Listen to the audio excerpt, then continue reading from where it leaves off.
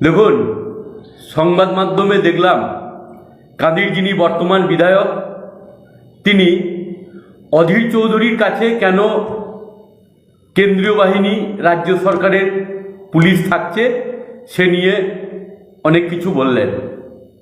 শুধুমাত্র একটি কথা বলতে চাই, অধীর চৌধুরী খুন হতে পারেন, অধীর চৌধুরীর উপর আক্রমণ হতে পারে, অধীর চৌধুরীর নিরাপত্তা বিঘ্নিত হতে পারে।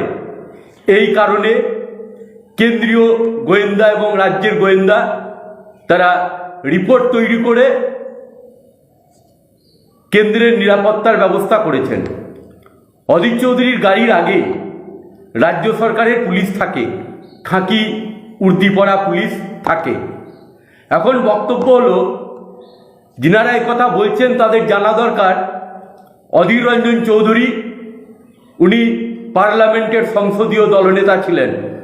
অধীর রঞ্জন চৌধুরী পিএসসি কমিটির চেয়ারম্যান ছিলেন। অধীর রঞ্জন চৌধুরী তিনি একসময় রেলের রাষ্ট্রমন্ত্রী ছিলেন।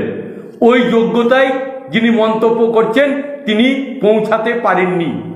উপরন্তু আমরা দেখলাম এই অধীর রঞ্জন চৌধুরীকে হারানোর জন্য তৃণমূল কংগ্রেসকে, বিজেপিকে তাদেরকে দাঙ্গার আশ্রয় নিতে হলো।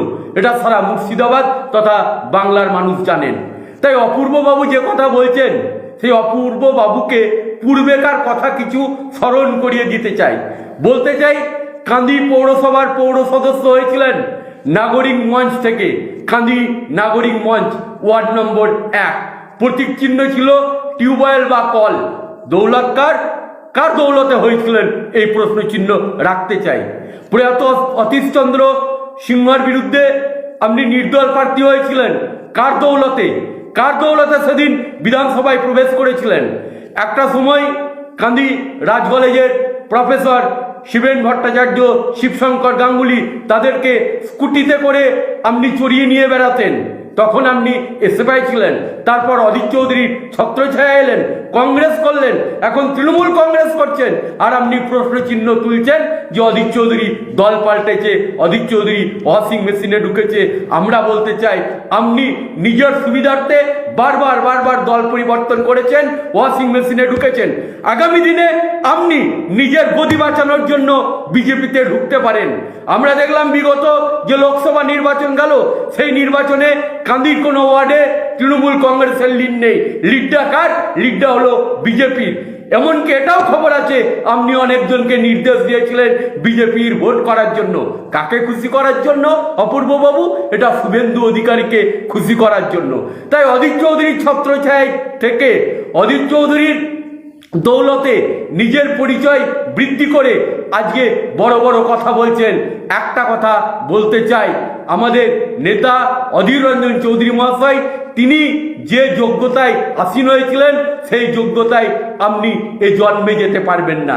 তাই আজ বড় কথা বলছেন।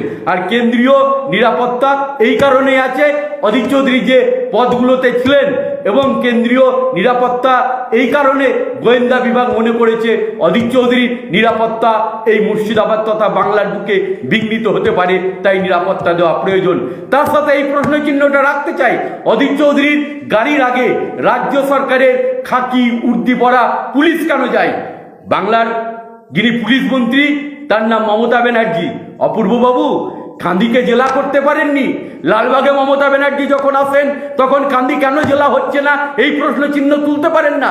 আজকে মমতা ব্যানার্জিকে আপনি জিজ্ঞেস করুন অধীর চৌধুরীর পাশে কেন রাজ্য সরকারের পুলিশ থাকবে, এই প্রশ্ন চিহ্নটা করুন।